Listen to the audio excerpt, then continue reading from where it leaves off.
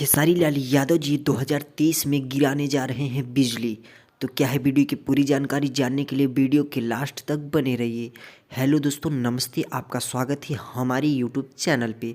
जैसा कि आपको बता दें कि हमारी भोजपुरी इंडस्ट्री के superstar and hit machine Khesari Lal Yadav ji एक नया गाना लेकर आ रहे हैं, जिस गाने का नाम है बिजुरिया। यह गाना का टीज़र आप लोगों के बीच में आ चुका है, आप यूट्यूब पर जाकर देख सकते हैं। यह सॉन्ग आपको एक दो दिन में यूट्यूब पर देखने को मिलेगा। तो आप भी खेसारी लाल यादव जी के फैंस तो हमारे चैनल को कर दीजिए सब्सक्राइब और वीडियो को लाइक कर दीजिए, वीडियो को शेयर करना ना भूलिए, क्योंकि मैं इस चैनल पे सिर्फ खेसारी लाल यादव जी के रिलेटेड वीडियो में अपलोड करता हूँ।